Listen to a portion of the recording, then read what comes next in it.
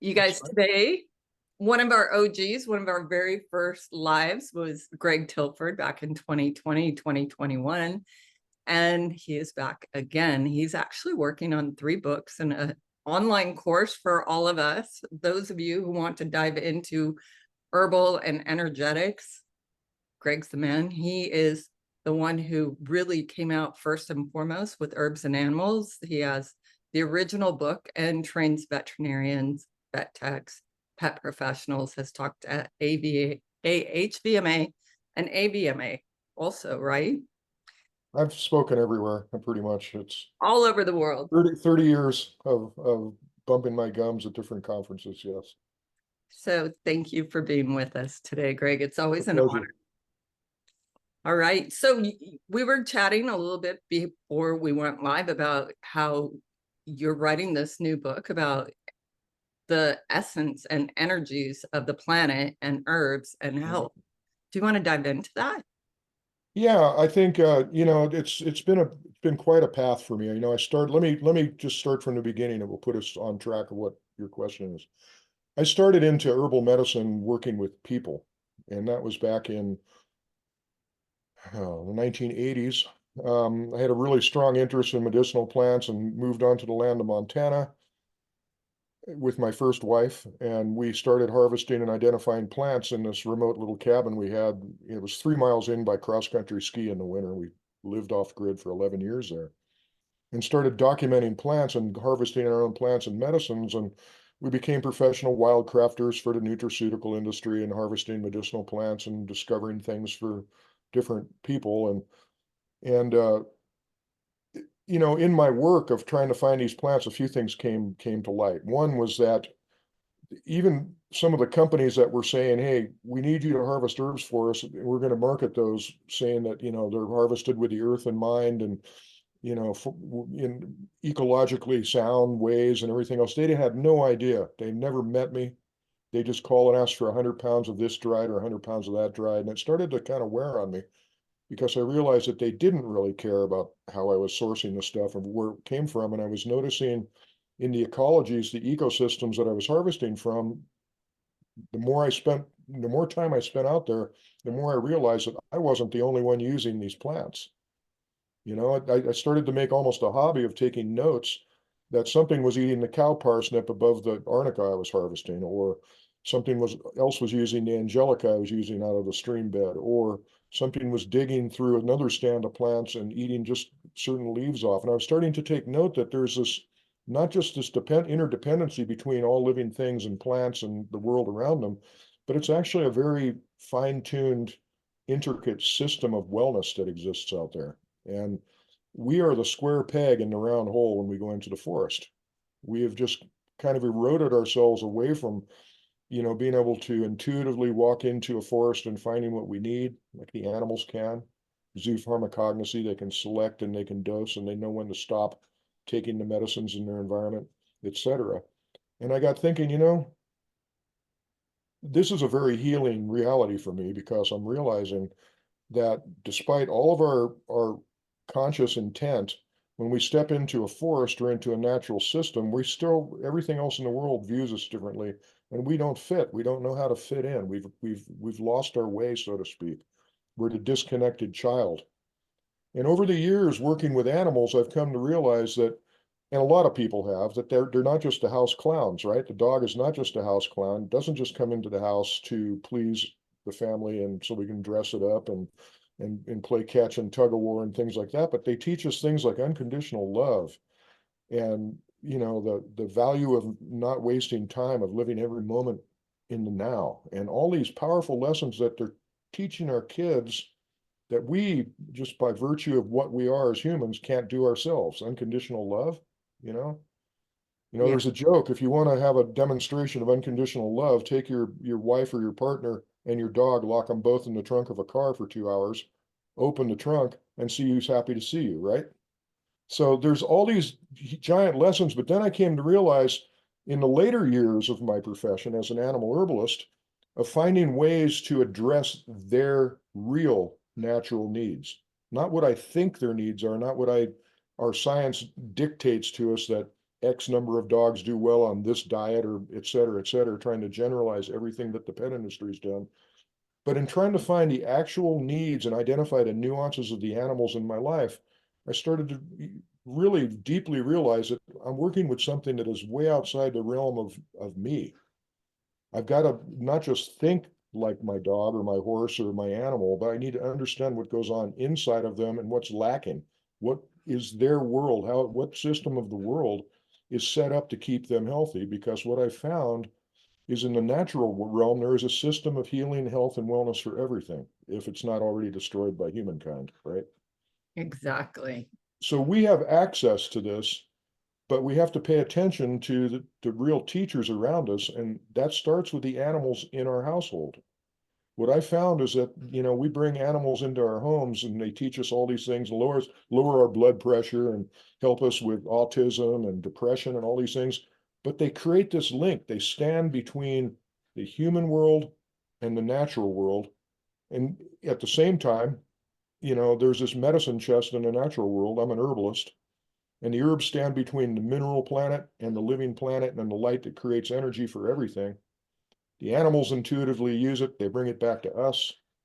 And, there's so much to watch and learn from just through the daily care, holistic care of a companion animal, because you're forced to re-engage aspects of nature that you ordinarily wouldn't. I mean, we're used to reading pet food labels, people are used to doing the vaccine thing, they're used to doing all these things based on the advice of others. But when you take it into your own hands and you say to yourself, okay, I'm not going to treat my dog as a human family member anymore. I might give him a human name and everything else, but I'm really going to go full in to understand what my dog is, how he functions, how his organs differ from mine, how all of his systems, and how he relates to the world. He lives without any predisposed, conceptions or sciences or prejudices of how things are supposed to work. He doesn't live in anticipation of death. He doesn't live with religion. He doesn't live with all these things that I carry as baggage that the left side of my brain has to go through in order to make something work in terms of my medicine. So, you know, it's been said by many to date, including myself, that dogs and cats and companion animals are canaries in our coal mine. They're on a short living program. They don't live as long as us, but they're dying of the same things that we're dying of. And, it's all human caused stuff.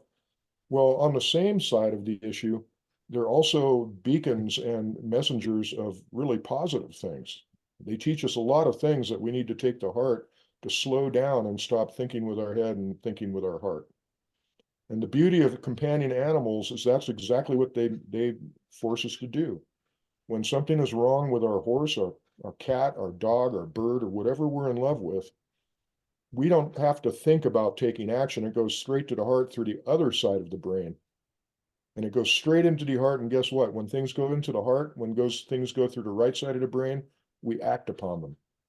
We put all of our rationalizing and all this clutter aside and say, hey, wait a minute, I can rationalize my way around this and say I don't know or it doesn't work, or I can follow my heart and find a solution right now. And so it opens these pathways of understanding and respect and knowledge and learning and everything else, because now we're thinking through the other side of our brain, not the analytical racing prejudice has to rely on scientific validation of yesteryear side of our brain, to the brain that works on our emotions and our heartstrings, and we act upon it. So the capability of when we find of changing the world through companion animals is tremendous, because we can identify a lot of things in the world that affect us as well as them in the process of taking care of them. And because we're doing it for them, we can't do it for ourselves, we can fix it. So they're here, as these amazing conduits that connect to us through love instead of through science and intellect and all the things that we're raised to believe, and I find it very powerful. And that's Earth Herbs and Animal Wellness is the book I'm working on right now that kind of connects all those dots of how we can find a reconnection to Earth's wellness and systems through the animals in our lives, because we're doing a miserable job by ourselves, for sure. It's true. We're such a distracted society with all the social media, all the internet, and we've totally gotten disengaged. I think that was one of the positive things about COVID is people came home and they hung out and they slowed down, and a lot of species that were endangered came back to life because we weren't outside. Exactly. That's, but how many people paid attention to that? You did. That's good. And we should, I mean, does the tree fall in the forest make a sound? Probably, you know, but when a person steps in the forest, all the sound stops. What happens when we're Oh my away? gosh. Oh my gosh. Oh, You know, yeah, you're right. Everybody, the squirrels stop, the birds stop, everything everybody, yeah, goes dead quiet. the monster is back. In my first book called the Eco Herbalist Field Book, which is it was a field guide to medicinal plants, but also had diaries and observation instructions on how to observe what I described earlier. So you could more, instead of going by ethics that worked on mathematics, I'll take one and leave seven or whatever. That doesn't work because it doesn't take into account who's coming next. I That's what the whole intent was, is to reconnect and think about, okay, what if I wasn't here? What would be happening right now? And that's where, imagination is very valuable. And that's another thing it's been identified to me through my love of animals, is that, the greatest things that humankind has discovered and created came first out of imagination. It came from dreams, it came from following animals, it came from the imagination of what if, right? And we've lost that. We validate our medicine by yesterday's discoveries, and we won't accept, anything that's on the fringe as anything but crazy right now. It's like our philosophers have been put to sleep, and we need to get on that cutting edge of imagination, of walking into a forest and saying, this is beautiful, this is gorgeous. What would it be like without me here? Wow. I think about that. And then study on it, and you'll learn Yeah, so. I actually think the power grid's going to crash. And I'm curious to see what will happen. And there's some speculation, like I've played it out in my mind, is can I live off the land? Am I capable of doing that? Like no refrigeration, or, I guess how long would the gas last in the generator or something like that. Right. But I really think that wild foraging needs to be rekindled in that regards. Right, and it needs to be done in an ancient way, where we go in to take our forage, but we also understand what we're taking, the system we're taking from, and how to give it back. And, pouring corn or some tobacco to absolve yourself isn't going to work anymore. There's 8 billion people, right? Right. It takes for on the natural um, scheme, in the natural scheme of things, if we were all fed directly from the planet foraging, we would need 1.6 Earths to feed everybody. 1.6 Earths. Yeah, there's too many of us. So we have to be, very creative in working our way back into the circle of life. It can't just be mathematical. I'm going to take things from nature because I won't be putting chemicals on the environment. That's good. That's excellent, right? I'm going to take quality of life from from life. Life requires life, instead of putting things, through a processing mill or a feedlot. Let's join the circle. But the problem is there's 8 billion of us, right? So Right. what we have to do is we have to merge this amazing intellect, this brain of ours, with the heart, and learning something called humility, of stepping back and recognizing that, yes, we are I call it the anthropocentric beast in the forest. No matter what we do, even if it's to calm ourselves and create comfort for our impacts on the forest, what we're basically doing is stroking our ego again. I feel good about this because I'm giving back. Okay, well, what are you giving back to? And what about the next person that comes along and takes? There has to be communication. There has to be a lot more communication along these levels for us to, inhabit this planet much longer, really. And you know, the animals are here to teach us all they can as quickly as they can, including the energetics of being. You know, I've gone really deep into energetics in the last year and a half. I'm a big Bruce Lipton fan, The Biology of Belief. I spent 4 days with him last year, and an amazing man. And you know, basically what he's proven is that basically the same thing that Einstein theorized, E equals mc squared. Science can prove it with all their mechanics and their instruments now, that what E equals mc squared means is that matter and energy are interchangeable, completely interchangeable, meaning that everything is comprised of exactly the same energetic particles. And when you think along those lines and you realize that what the power of belief says, and that's the placebo, is if our mind is capable of believing something to the extent that we believe it at a cellular level, because every cell in your body, all 37 trillion of them or whatever we have, they all have a full set of organs, they all have their own intelligence, and they all have the ability to communicate inside and outside of their cell membrane, on their external cell membrane. So we have the ability to take into belief, into cellular belief, that we can change something within ourselves or out, even outside our environment. We can. And that's how the placebo works. You take a sugar pill on the belief that it's medicine that's going to cure you, and the body cures, the body fixes itself. And so really, from that perspective, the medicine is nothing but a collection of energies that, if it works right, it works with either positive or negative interference of what it's trying to fight or confront or strengthen, right? If it doesn't, then it will work against everything. So with an understanding of energetic, you know, my whole perspective of plants change, and how animals select plants. It's energetic. They can feel the vibrational waves, the vibrational transmissions of those plants. Everything in nature, everything, alive or not, can be measured by science, can have the frequency of the vibration measured by science, like a quartz crystal. Perfect example. Quartz watches. They vibrate at exactly the same frequency, and they've been doing so within nanoseconds for thousands of years. Everything in nature does the same thing. And so if you can either match or defeat two frequencies, you can do a lot toward healing and curing. And it's exactly, in my mind, how animals find their way to the right medicine. They feel it, they know it, they don't have to think about it. It just melds energetically with them, and they say, I've got to eat 2 bites of that knapweed, even though I don't eat it for food. But it's going to create a bitter tonic effect that's going to stimulate digestion before I go in to eat early spring forage that maybe my system's not set up for yet, because I've had a lot of parasites over the winter, you know. But they don't have to think about all this stuff. It all just energetically clicks. It all meets. The circuits meet. And we're capable of it, but we have to really go inside of ourselves, and we have to let go of a lot of the predispositions and change the way we think to get there.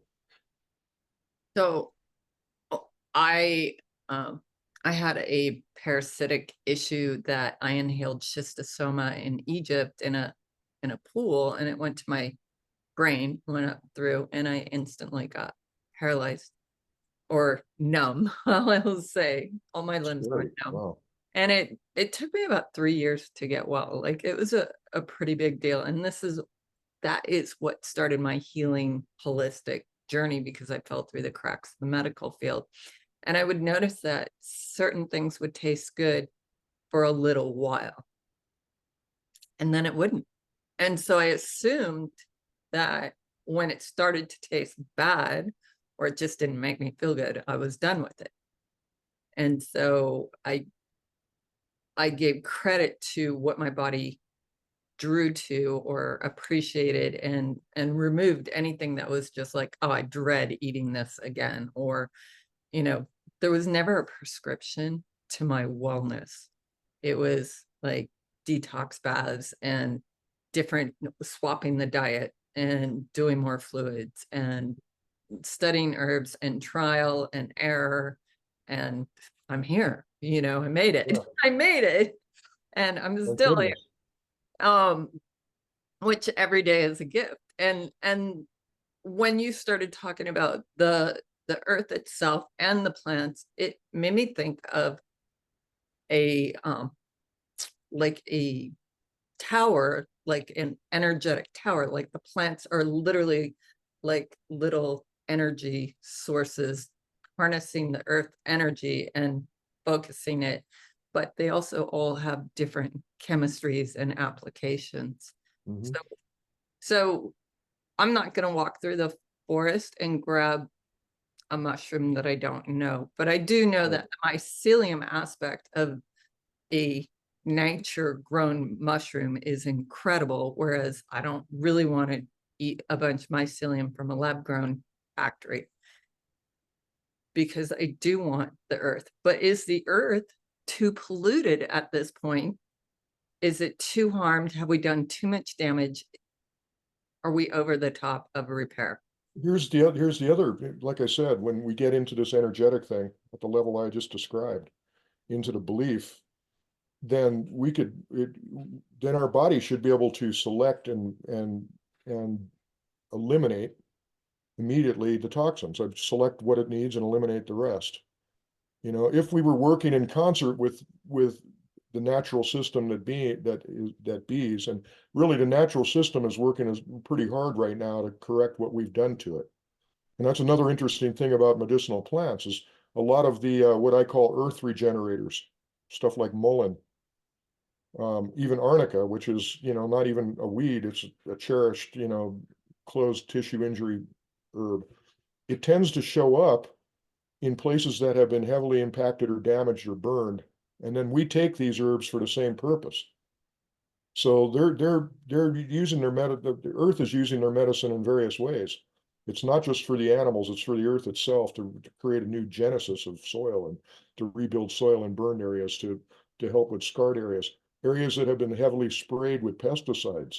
You're going to find herbs like horsetail, which draws heavy metals and stuff out of the environment. You're going to find herbs that are conducive to liver health. A lot of the weeds that came over, dandelion, yellow dock, all the stuff that grows in our vacant lots, it's like they're coming into the places where we're trying to kill them the most. And they're offering us medicine to heal ourselves from what we're doing to ourselves. You know, they help with removal of liver toxins. When I So when there's a I would system, and we keep interfering with it by using this too much instead of letting it be and listening to our gut, listen to your conscience, listen to your instinct because it's there. I mean, we're all taught, most of us at my age for sure, you know, there's songs about it. Don't fall in love with a dreamer. Stop daydreaming. You're going to drop out of school unless you put down your book and go back to class, or stop drawing and looking out into space. We've suppressed our ability to make the next step in science past the imagination stage. And nature is the only thing that can really bail us out if we go with an open mind and closed lips, and we just be with nature and observe and feel it. Close your eyes and meditate in it. Become part of it. Stop thinking. When you stop thinking in nature, you become part of it. That's when you're truly part of it.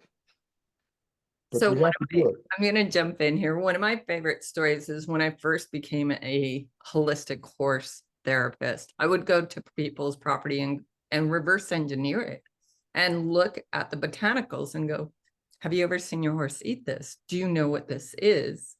And they'd be like, no, my horse never eats it. And literally in front of us, I'd walk over and eat milk thistle or something in front of us. And they're like, Yep. that's so weird.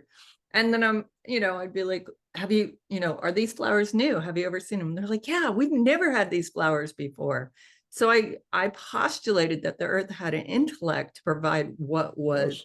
needed at that location. Shared energetics. You know, and you know the foundations of natural animal healing, right? And we're talking about horses now, and you just brought something to mind because I knew the subject would come up. To me, the basics, before you even get into the energetics and everything we're talking about right now, you know, I used to come into these conversations saying that diet is the number one thing. It's all begins with diet, all begins with nutrition, but it doesn't. Thank you. It begins with changing the way we think. And when you think about a horse, the second rule in all animals is, well, here are the rules. There has to be quality food It has to be biologically appropriate for the animal receiving it. And it has to be diverse. There has to be a diversity of food and non-foods. And when you look at a wild horse, they'll range 25 square miles eating a lot more than just their forage. They'll be eating sagebrush for parasite control and various other plants all the time. And it's just part of the system that they intuitively use. There isn't a pasture or a corral or, a facility in the world that can provide or replace that biodiversity of nutrients and medicines that a wild horse would seek every day.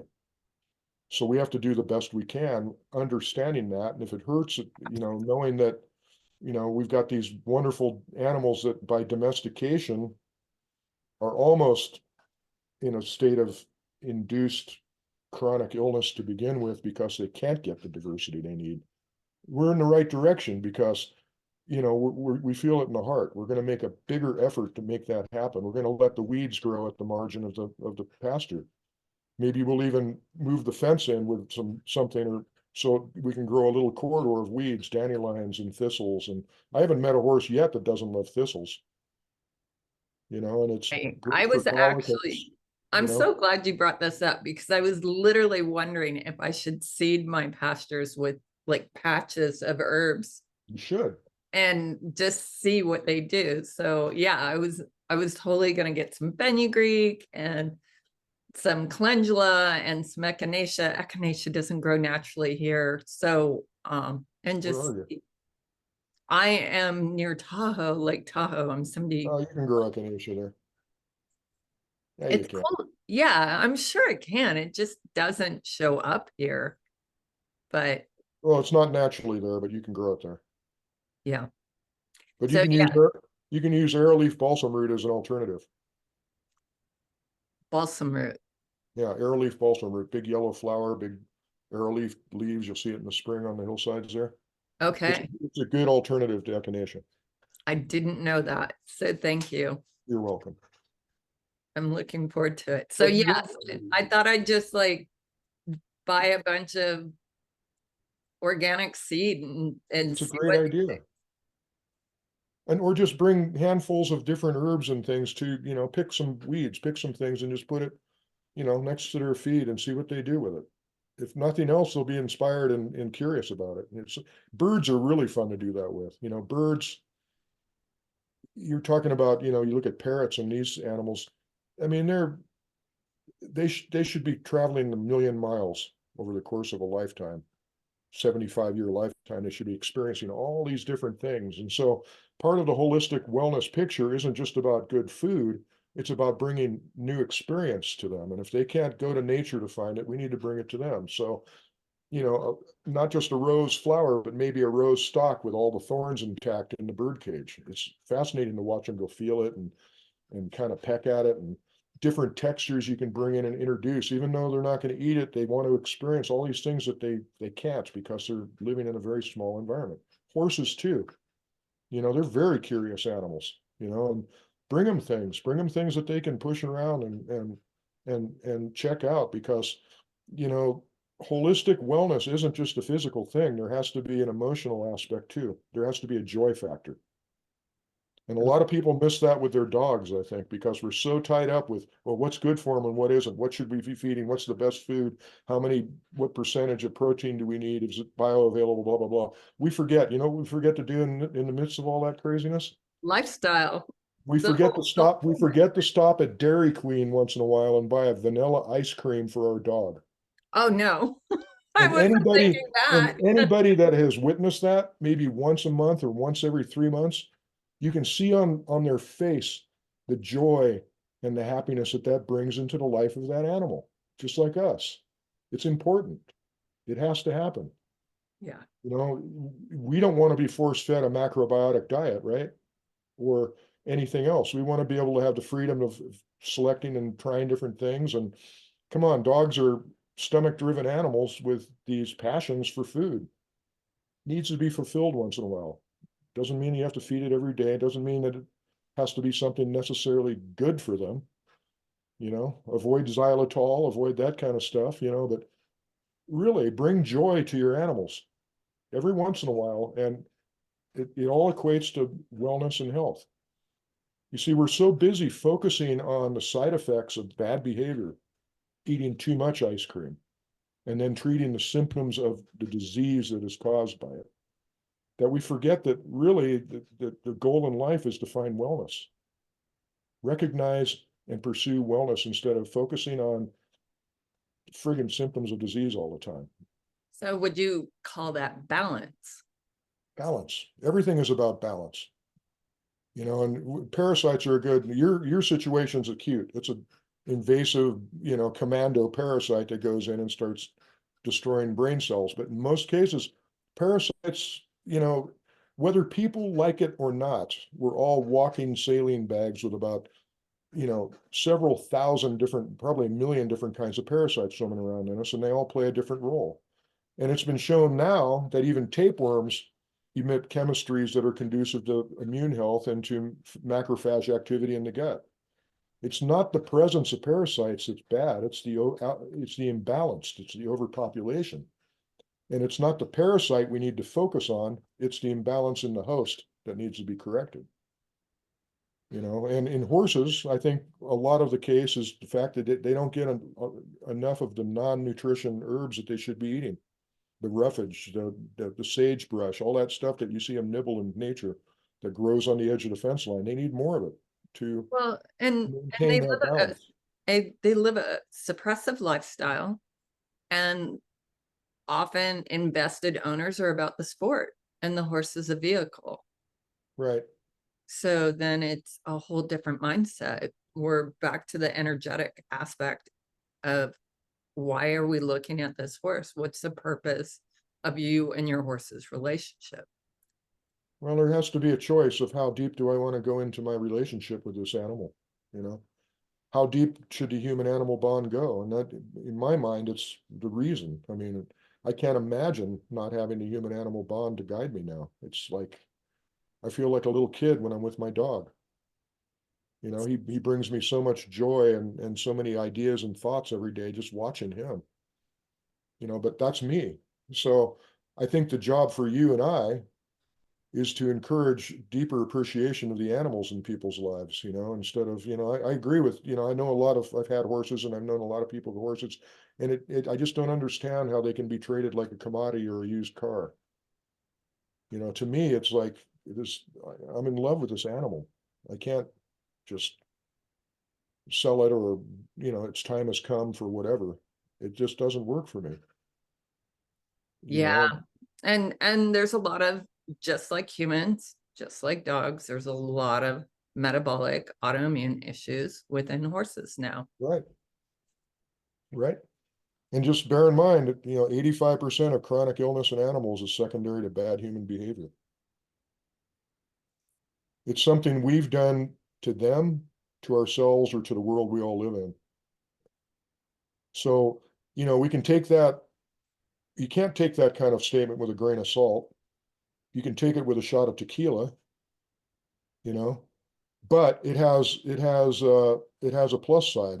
If that's really the case, then we also have the power to make a change. You know, if we're in control of these things that are causing all this chronic illness, we can undo it So how do you undo it? through the love of animals and recognition of their needs. I mean, you can look at the pet, here's a good example, the pet food industry. You know, years ago, I was asked to write an article on omega fatty acids in cats. It was for a big magazine. I was doing a column. And I'm not, you know, I'm an herbalist, but, you know, there's omega fatty acids in the herbal world, and I knew the importance, and it was long before AFCO even was dreaming of making it, you know, a necessary nutrient in their beliefs, which is silly. But anyway, I wrote this article and I said, you know, something to the effect of, you know, bless the manufacturers, the kibble makers that add omega-3 oils and fish oils and omega-3 fatty acids to their food, but the clock's ticking because that stuff oxidizes really quickly. You know, it's not going to make your dog or cat sick necessarily, but it's not going to have the values that is on the label. It's not going to give omega-3s. It's not going to, you know, it's not going to have any value left in a few months, a couple months. As soon as the bag is opened, or probably right after manufacturing, oxygen on the kibbles, it's going to start degrading the omega-3s. So the article published the next morning after it published. This is, like 50,000 copies on the stand, right? My editor doesn't call. It was the owner of the entire publishing group of 23 magazines calls me at 6 a.m. and he says, Greg, we're just gravely concerned about your column and about this article, and you're going to have to make retractions because our sponsor guarantees that omega-3 fatty acids are always persistent in the kibble and they don't go away. And we need you to apologize for them and say you were wrong and do all this retraction. I said, no, sir, I'm going to quit. I'm going to quit my column. I'm not going to work. I'm not going to play with the checkerboard guys, right? And so it piqued my interest of, okay, if they're making these claims, they must be able to back it up. How are they doing that? So I found out that the source and the reason they were able to make that claim is they were buying stabilized fish meal from Asia, which is fine. I don't have anything against Asia or China as long as it's a quality source. A quality source is a quality source. It's crap in the United States too. But anyway, they were buying this fish meal that was guaranteed to be stabilized, but never asked why or how it was stabilized. There's no requirement in the pet food industry for ingredient manufacturers to tell if you buy beef protein, that's all the buyer in the US has to know. What they didn't know in the case of the fish meal is that it had already been preserved with ethoxyquin before it came over. Ethoxyquin is a plastic hardener that was developed by Monsanto to preserve carpets and plastics, and then it was eventually used on grains because if you sprayed it, it created like a plastic coating on grain seeds, and you could put it in silo for years, right? So they used it as a cheap preservative in pet foods for a long time in the United States until they found out that it destroys liver cells, it's neurotoxic, and causes cancer. So they stopped. It's taboo in the pet industry in the U.S., except it still comes in ingredients. So that really got me interested. Okay, I'll wrap this up. You'll see where I'm coming. It goes full circle. So I thought, okay, I didn't know that. So I wonder how much of that goes into our food supply. So before I can answer that, I thought, okay, well, this is bad because ethoxyquin is not just going to go into the mouths of animals, but it's going to end up in the water supply. It's going to trickle through. It has a countdown effect of getting into the groundwater and everything else. So I started looking about how they dispose of pet food ingredients that they don't want. And these ingredients, and what I found, this is terrifying, is that the big box, really cheap bargain basement brand foods like Alpo, and I'm not afraid to say their name, and all these really crappy foods, right? They actually have standards. A lot of people that are listening to this know that meat meal can come from any meat source. It doesn't have to be from a slaughterhouse. It can be roadkill. It can be euthanized pets. It can be anything, right? Any kind of meat. But Alpo and all these really garbage food peddlers say that's too bad for us. We're going to reject it. So that's when I started thinking, okay, it goes in the landfill, but guess what? It doesn't. You know where it goes? Alpo. No, it gets sold back to the industry that feeds us through Costco shrimp and salmon. Oh, It's used to feed farm-raised shrimp and salmon that go right back into the human food supply. oh. So, So everything goes the downstream. bad behaviors of how we treat our animals, carnivores in the case of dogs and cats, that really need a higher grade of protein than we do by virtue of the fact that they're carnivores, we're feeding them at best the throwaways of a human food industry that wastes upwards of 60% of everything we produce every year goes in landfills. And then we still give them the garbage byproducts. And unbeknownst to us, the same garbage byproducts are still going into the same food chain because everything with a mouth eats from the same food chain on this planet. And so the issues of, oh, we're just going to be lackadaisical and allow this to happen. We'll just feed our animals garbage and hope for the best.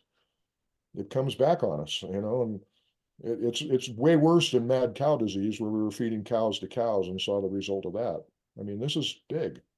And so once again, the love of animals and understanding their issues will eventually lead us to our own issues that we never would have made it to on our own fruition unless we had the love of this animal inside of our heart picking our interest. And so it's really about finding deeper respect for things around you that are not human. That's the answer. And, you know, with that in mind, we're going to take better care of things. You take better care of things, you love things. That's what we need to do. And I believe that the animals in our lives, by the way, they capture our hearts and they permeate our soul, so to speak, are they're there for us. They're there to help us. I'm almost speechless on this because the love of our animals, it shows you who actually does love the animals and who doesn't. But you know, I live on this amazing 5 acres and I can walk out and I have plantain and chickweed and all these beautiful things growing around. My plantain looks a little haggard and I walk by it and go, why do you not look that good? Like, why aren't you thriving? But once I acknowledged it, and maybe it's just because I saw it everywhere and it started to thrive. Mhm. And I was like, was it just for me saying hello to it and asking it, why are you not thriving? That it suddenly thrive. Like, to repair the planet, do we just acknowledge the planet? Like, I literally lay hands on my property and pray for it. Mhm. Does that help? Yes, and it's not, you know, it's the same as prayer. It's not, you don't even have to say it. You don't have to, the words. I mean, the plants don't understand English, but what they feel are the vibrations that we put out. So even what we think matters. Imagine that if somehow 5 million people in the United States alone focused on one aspect of love for 5 minutes simultaneously a day. The energetics of that would be broadcast everywhere because we're broadcasting all the time. Every cell in our body, everything we think, everything we believe, everything we say, it's being broadcast into the universe and it's commingling with all these other, you know, frequencies of vibration and stuff that are commingling all the time. And how they meet is where things are created or destroyed. And so the energetic of walking into a room full of plants that aren't doing so well and saying, hey, I love you. I want you to do well. I want me to do well. When you're well, I'm well. And you're projecting that energy. It's the same thing that happens when everybody's experienced this. When you've been in a crowded room and one person enters the doorway and the whole mood of the room changes. Everyone either is quiet or somebody feels uncomfortable. You know, it's because the energy that is being projected from both sides of the room doesn't match anymore and it's canceling each other out. It's not that person's necessarily a bad person. It's just their energetic is not conducive and in sync with the energetics of the rest of the room. And it's the same with plants, you know. It's the same with pets and animals. If we're angry all the time, if we're into, you know, abusive addictions and stuff all the time, and we hate ourselves, and we can't project the love we need to upon the animals in the world around us. We need to take care of number one first. Because you've seen it many, many times over if you've worked holistically with animals, the chronically ill animals in a chronically ill household, you know? Right. Yeah, often the right remedies sitting right there that they're actually feeding to the animal, but Right, not taking it for themselves. right. Yeah, The truth is that we're all in this together. We're all sharing the same energy in the same world, and we're not unalike. We're just arranged differently from the same energy. So everything is relative. Everything is, in my belief, and I firmly believe this. You know, we're all related. All my relations, you know, all the animals, all of everything is connected, and it's all part of this grand, amazing living system we call Gaia or the living Earth. And it goes beyond that, you know, like Einstein said, equals mc squared. Matter and energy are interchangeable. That means that there is, for one side of the argument, there is no physical universe. We just perceive it that way, right? right. And so when we get into that belief system, we can really focus ourselves onto wellness. The first thing we need to forget about is symptoms and diagnoses and pathologies. Cancer is just an imbalance. That's all it is. And we throw it so far out of balance because we are so fear driven with it. We're in a fight or flight situation anytime the word comes up. And whenever we're in fight or flight, it's like running from that saber-toothed tiger from Neanderthal, right? All of the body's energies are now going into running into blood supply to the legs. It's all going away from digestion. It's all going away from other organs of the body, and it's also energy is being taken away from the immune system. The immune system is shut down when we're running from a tiger. And now we live most of our lives in a low state of fight or flight, worried about disease, the cancer word. Worrying about cancer just makes us more predisposed to it. Yeah, you become what you fear, right? Yeah, and then another way to put it too about we create this stuff. To me, lung cancer is not a cause of cigarettes does not cause lung cancer. They don't. It's whatever prompts us and allows us to pick one up in the first place, knowing that it's going to kill us, and smoke it the first time. That's where the cure lies. Is why did we do it in the first place if we know better? It's not the cigarette's fault, right? Right. So anyway, Oh my gosh. Well, the chat I is going. learned all this from my dog, What? so to speak. I learned this from animals. I learned this from observation of nature. But just letting yourself be in a deep state of meditation often enough, listening to the insects, listening to the breeze, putting your hands in the soil, knowing that when you put your fingers into that soil, you're commingling with thousands of different microbes and fungi and all the system that is there doing a job. Everything is important, everything around you, and you're part of it. You Yeah. just have to choose to be and get it out of your head and into your heart. Well, it's pretty heavy. Right? Charlene's saying, but the toxic chemicals in the cigarette are addicting, but it's still the fact that you knew the repercussions and the harm and you still chose to try it. Exactly. Yeah. Now we can say, hey, these lawn chemicals are killing my dog. Yeah, they're killing me too, but I don't care because that's 20 or 30 years down the road. But they're killing my dog. I'm going to have to deal with that. He's licking it off his paws every day when I go play frisbee in the park. And what am I doing about it now that I know about it? Am I talking to the parks department? Am I doing something in my community? See, there's things we can do once you take it to that level. We might not care about what it does for us. We just think we walk above all these endocrine disruptors and all these things that we put into the environment, right? Right. But we see it in our animals right away. So if we can't do it for us, let's do it for them. Right. I actually it snowed at my house in April and we didn't have snow all year here, even though Tahoe got 10 feet of snow. So I live in Shingle Springs near Placerville.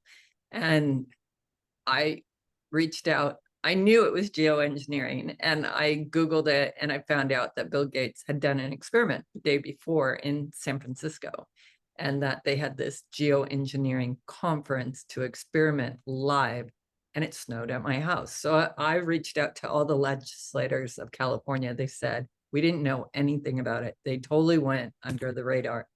And I wrote email after email after email, and the city of Alameda also jumped on board and it got stopped. Because I was like, nobody knows what repercussions. All my flowers were in bloom, everything was coming into spring.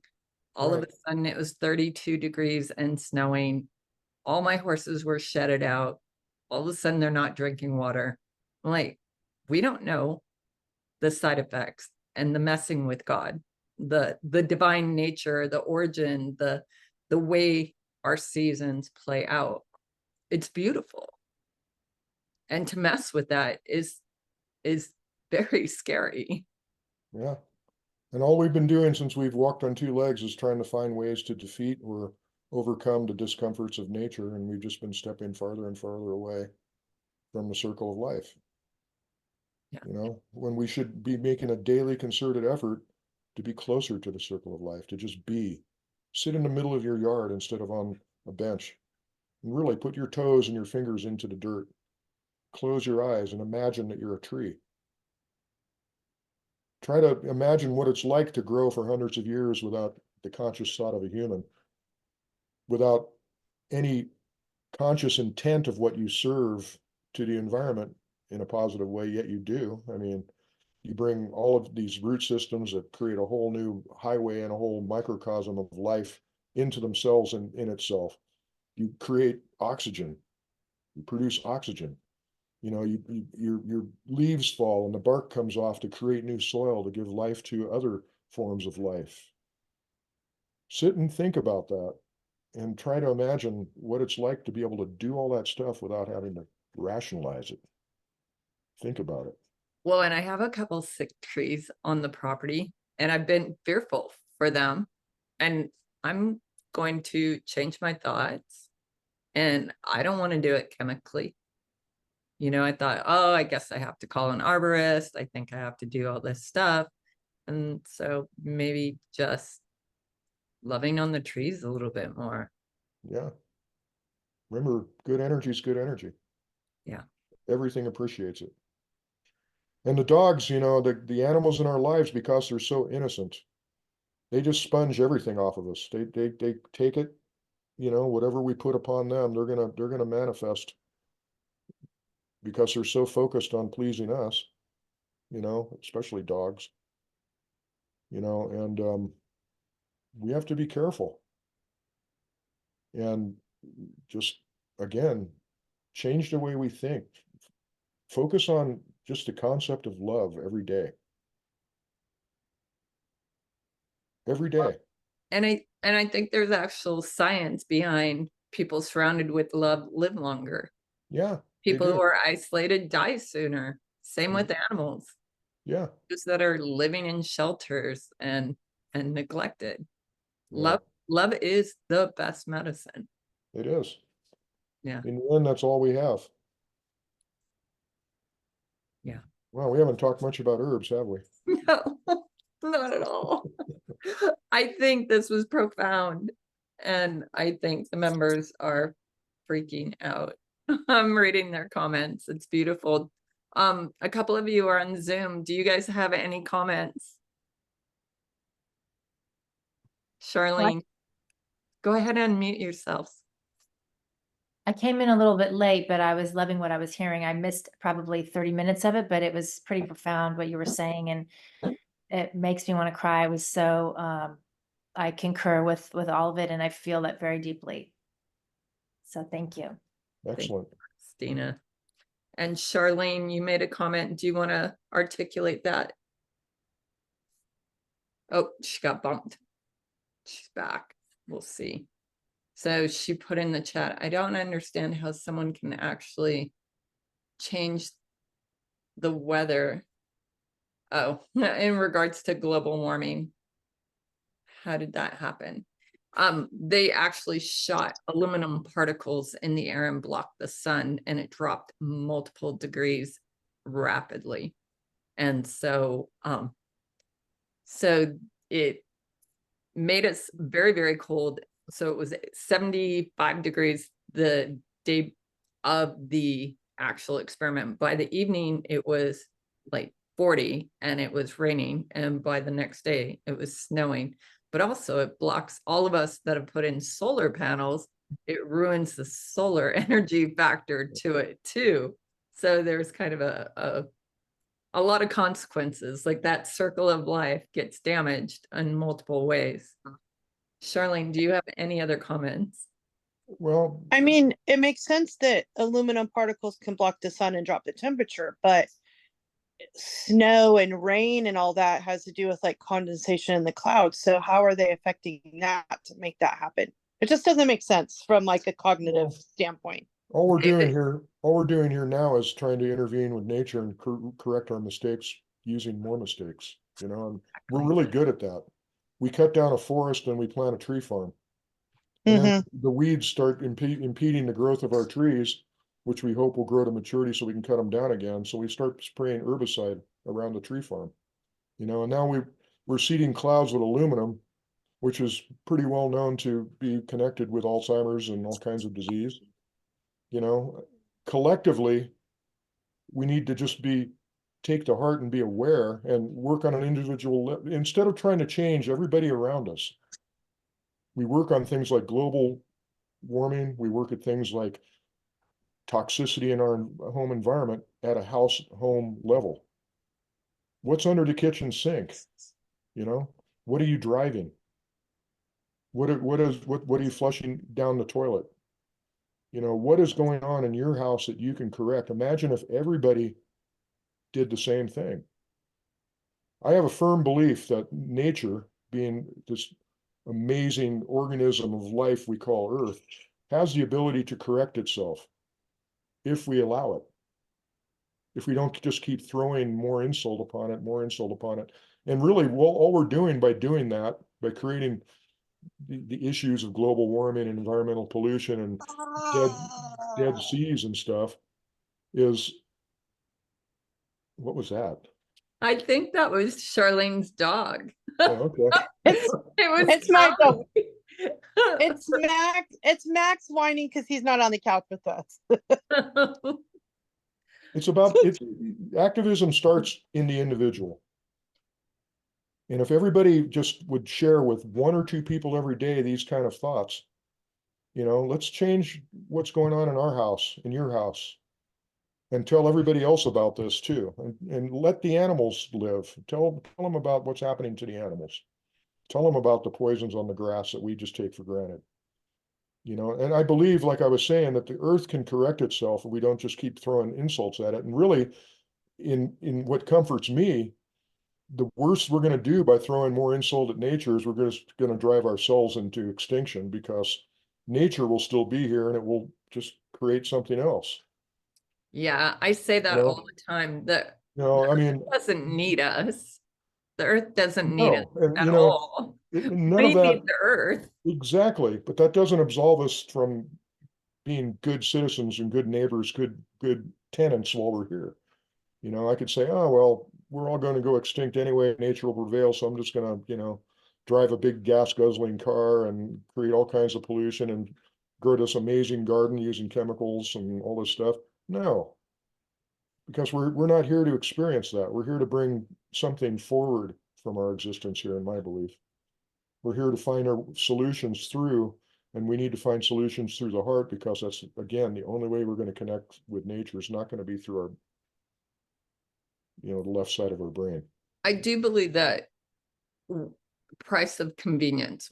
This generation is a generation of convenience. Fast food, everything's instant gratification, everything's overstimulation, want it now, Amazon Prime. And there's a price to convenience that's kicking the can to the next generation. And it's all those sci-fi movies where the earth is like destroyed and there's a few people on the planet yet left. I always feel like Hollywood has some insight into the future sometimes. Sure. Like some of those movies you really wonder about and go, could this really happen? And it could. Well, you know, got to consider that the dogs and the cats in our lives are already eating their own form of Soylent Green. Oh, dude. Well, when you I consider never thought of that. last year, a really well-known premium quality pet kibble was found with dog DNA in it. You know, we're talking, you know, $60, $70 a bag, and it had euthanized pets. And wherever you find that, you get the chemicals that were used to euthanize them and everything else. And, you know, again, we can't escape from the fact that we're human. And the way we're designed is to always try to take care of ourselves. The anthropocentric beast, it always comes back to, what can I do to make me feel better for myself in this world, and what I see the damage being and everything else. Maybe we need to just let go of that, knowing that our conscious mind won't let us let go of it. And just turn toward understanding the innocence and respecting, what do they need? Never mind what we need for a while. Let's focus on what they need. And let's not push our habits of convenience upon them. Like, let's face it, that's where the dog kibble industry got started. It's all convenience. And to this day, you know, I feed my little guy premium quality kibble once in a while, but every time I do, I say, hey, buddy, I'm sorry, you're gonna have a TV dinner tonight. Because that's really about the best it can do, scientifically or otherwise, you know? So we change that mindset and we go, no, that's not good enough for him. That's not good enough for them. That's not good enough for the innocents on this planet. We need to start taking better care of who trained us about all the stuff that we've misused and abused, like medicine. You know, 40% of our medicine is derived from a botanical premise, meaning we found it in plants first and then we synthesized it and then everything went haywire, right? Right. You know, Isolate. it's stories like St. John's wort. You know, St. John's wort in the Pacific Northwest is called Klamath weed, and it's hated. It's a noxious weed. There's the whole war on weeds has been Well, wiping it they out for hate years. so much, they need an antidepressant. Right. And then in the middle of it, like in the late 90s, they discovered, wow, the stuff that we're painting the hillsides with Roundup is also outselling Prozac 7-1 in Europe. And it turns out a lot of these weeds were brought to North America as medicines and as forage crops and everything else. Getting back into that reality and looking at the system and just understanding the system and saying, hey, wait, let's not do this anymore. Let's not spray the dandelion because it's better food than the alfalfa that we're growing around it, you know? Right. Let's not put all this stuff into the environment that's causing all these issues because it seems convenient now for us, but it's destroying the future of our children. You know, it's time. It's time for, it doesn't take a huge army to precipitate this energetic. Right. To look at the autistic rate being every 33rd child is autistic, and all the genetic mutations within animals. I can tell you, the wild deer outside my window, they don't look good. You know, they don't look so healthy, but they are living along the roadside too. We're not like a national park here. So somebody posted pictures of deer in Colorado, and I was like, look how pretty those deer are. My deer look mangy. And in the back of my head, I'm like, should I be providing for them? Should I, I leave them water, and I have herbs growing naturally, but they still look pretty bad. So the repercussions of asphalt and whatever else is in the air, and maybe it is the geoengineering in the air, and all the fires in California. So they're breathing in a lot of soot or stuff like that. Yeah. Well, it's be aware of all this stuff and replace it with love. Every time you think of something terrible, the asphalt stuff that goes in the rivers, replace it with a thought of something positive, right? Of how you care about that river. And you don't want that to happen anymore. And share, people need to talk. You know, and we really got put, we were already going down a really bad path in terms of interpersonal communication before COVID, but things really went to shit when we got into COVID because everything became a two-dimensional, three-inch screen interpersonal communication.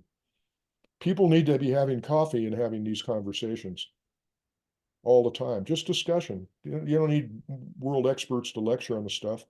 Just speak your mind and say, hey, my heart's hurting because of what we're doing to this place, and our animals are dying. As much as we love them, we think we can't think our way the way we used to think our way through this by just paying more for pet food, you know? And never mind the issues of vaccines and drugs. You know, we're living in a place now where in the United States, I don't know, this is kind of off base, but not. The 3 top killers, causes of death in the United States. You know what they are? Heart disease, malpractice, and cancer. You got it. Heart disease, cancer, and medical treatment, not even malpractice. And the reason is, it goes right back to the beginning of my conversation. And the reason why 200,000 people every year die from properly prescribed drugs, by the book, by the protocol, they still die from the drugs, because that drug and the individual were not energetically aligned. It didn't match. It created conflict. Every individual's different, and we need to bring that to mind too. And that's, animals really help us with that. Because you can see how different they are, you know? They're not just different animals, but each and every one of them is so different. It gives us a whole new perspective. You know, a premium brand food or a premium recipe food might work really well in one dog and not really well in another dog. Yeah. And so we have to get out of these mindsets of, okay, we need convenience, we need control, we need to just be able to open a bag and feed every dog in the universe with the same food. That doesn't work anymore. And it's not, it transcends dog care to everything else in the world. We can't just put a Band-Aid on it, push a button, call somebody to solve our problems anymore. Well, we're back to the balance combo because there is so much awareness in pet holistic care that we've almost created a PTSD. I believe Yeah. that I love Rodney and Karen. I love their platform. I have mad respect for them. And they've fought really, really hard for all of our pets. Mm-hmm. But it's also created like a little bit of a panic in us for failing our pets if we're not perfect. And so I see a ton of PTSD pet owners now, and they're doing everything right, and they're freaked out in their mind. And so it's just the fact that you said give your dog like a little Dairy Queen. I would never do that, Greg, but I would give him coconut yogurt. Like when I got this guy, Good enough. Coconut yogurt's good enough. yeah, he doesn't know the difference. And so Oh, I bet he does. the previous owner used to do puppuccinos for him. And anytime I went through the drive-through, he would be in my lap over the front looking for That's his mine. puppuccino. Yep. And so I had to fake a puppuccino with coconut yogurt, and he's just as excited about that now. I tell him it's a puppuccino. I don't tell him that bad, but yeah, it just changed formula. Yeah, powerful, profound discussion. Yeah, just remember the animals, the whole animal in your life isn't just a physical collection of organs. There's a spirit, there's an energetic, there's emotions, there's feelings, there's dreams. We need to work holistically along satisfying those things too. And in the process of doing it, guess what? We end up healing ourselves. We end up happier. We're in deeper relationships with our animals. We're healthier. Because we're doing, I mean, we got to get out of our head and into our heart. I've said that too many times, I know, but it's true. You can't say it enough. Nothing can do it as well as our animals. My little Travis, where is he?